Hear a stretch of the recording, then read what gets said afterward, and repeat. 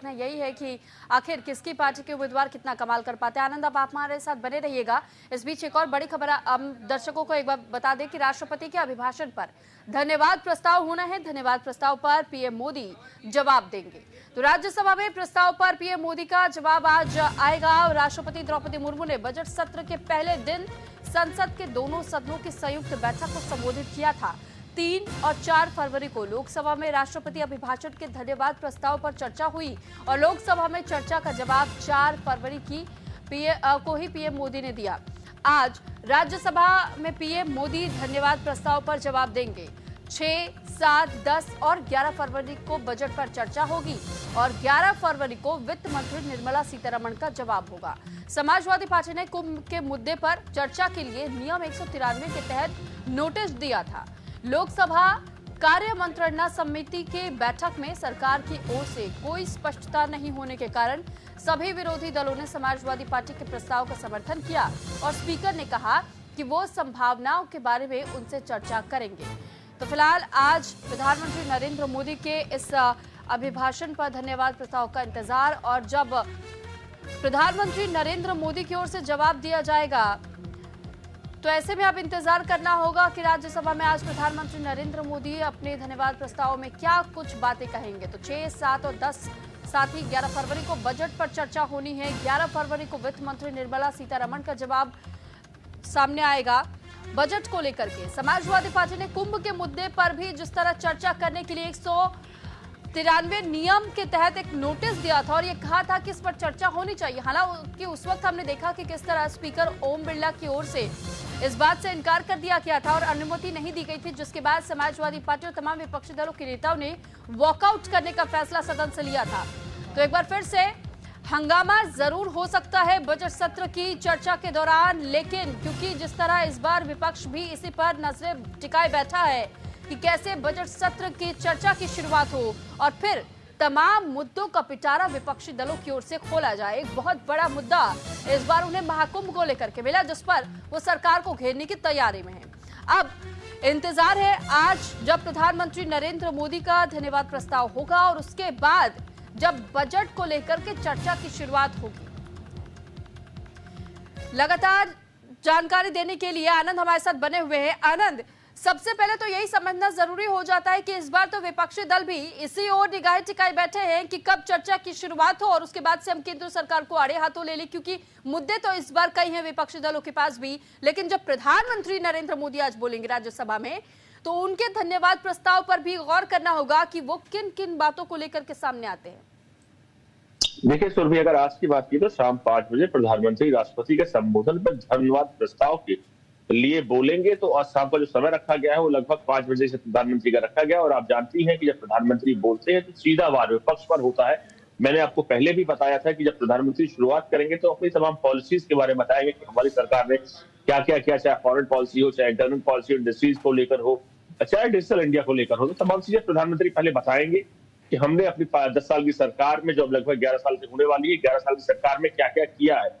उसके बाद तमाम चीजें सामने रखी जाएंगी कि विपक्ष ने इसको लेकर, सरकार को लेकर, देश को लेकर क्या क्या जो करना चाहिए था वो नहीं किया, जिसके चलते कहीं ना कहीं विकास उससे प्रभावित हुआ।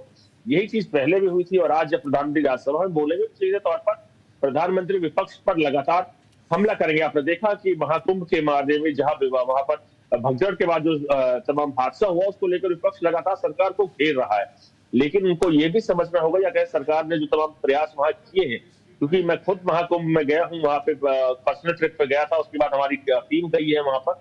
कहीं ना कहीं आपको समझना होगा जो इवेंट है वो इवेंट बहुत बड़ा है, लोगों की जान गई है, उसमें कोई दो राय नहीं, तमाम चीजें सामने हैं। लेकिन जो प्रशासन ने उसको लेकर काम किया वो काम बेहद ही अच्छा रहा, या कहीं खुशनुमा रहा, जिस लोगों देश भर से लोग आए, हर राज्य से वहां लोग पहुंचे हैं और लाखों की संख्या में पहुंचे हैं। तो उसको लेकर सरकार लगातार काम कर रही थी। जो विपक्ष अयोध्या के मुद्दे को लेकर घेरना चाहती है, तो कहीं ना कहीं माफ कीजिएगा, जो प्रयागराज के मुद्दे पर जो अब महाकुंभ चल रहा है उसको लेकर घेरना चाहती है, तो सीधे तौर पर कहीं ना कहीं सरकार भी उसको लेकर तैयार है। लेकिन आज का जो समय है, आज वो वोट ऑफ थैंक्स को लेकर है, जो प्रधानमंत्री खुद बोलेंगे। तमाम आप देखिए विपक्ष के नेताओं ने उसको लेकर बोला है, मल्लिकार्जुन खड़गे हो, चाहे बीजेपी के तमाम मंत्री हो, उन्होंने बोलने के बाद अब बारी प्रधानमंत्री की है। जब आप जानते हैं प्रधानमंत्री बोलते हैं सीधे तौर पर विपक्ष पर हमला होता है और कटाक्ष इतना तेज होता है कि सीधे तौर पर विपक्ष भी उसको लेकर प्रतिक्रिया आपको जैसे ही प्रधानमंत्री का संबोधन खत्म होगा तुरंत सामने आने लगेगी।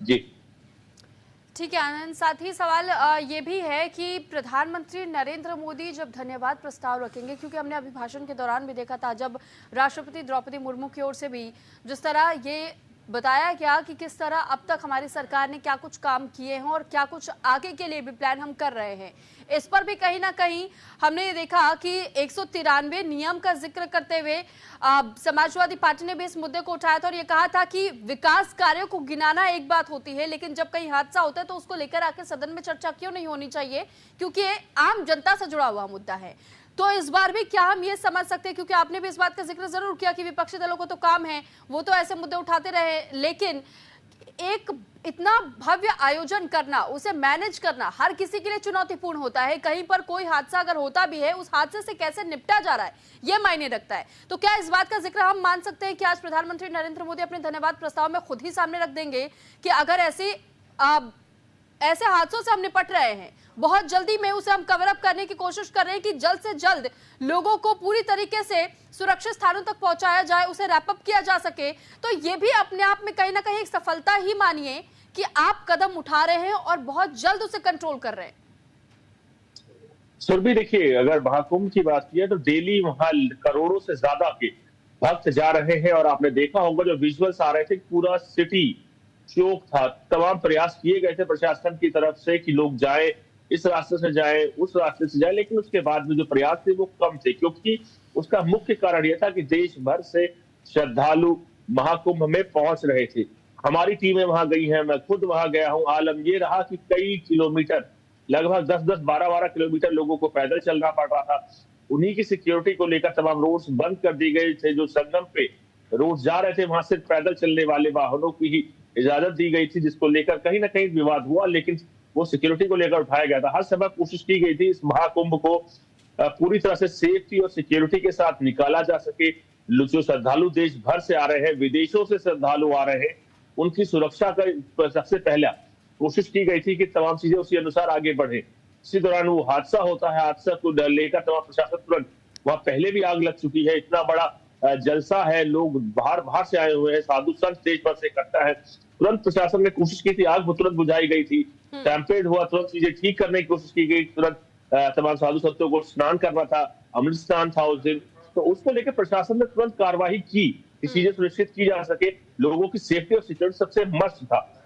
विपक्ष लगातार इसको लेकर बातें कर रहा है, 193 का इस्तेमाल करके अर्जेंट मोशन लाने की लेकर बात कर रहा है, लेकिन आपको आज का दिन समझना होगा। राज्यसभा में आज का दिन बहुत इंपॉर्टेंट है, क्योंकि वोट ऑफ थैंक्स होना है। राष्ट्रपति के संबोधन पर प्रधानमंत्री अपना संबोधन देंगे वोट ऑफ थैंक्स के लिए लेकर। तो कहीं ना कहीं जो आज का समय है, आज का समय इस चीज के लिए नहीं है। अगर हो सकता है स्पीकर इसको लेकर कल की अनुमति दे दें या उसके बाद की अनुमति दे दें, लेकिन आज का समय नहीं है। लेकिन जो हमारे सूत्र बता रहे हैं, प्रधानमंत्री खुद अभी प्रयागराज में घूमकर आए हैं, वो खुद इसका जवाब अपने शाम को संबोधन देंगे, तो उसमें खुद कहीं ना कहीं विपक्ष पर सीधे तौर पर हमला प्रयागराज को लेकर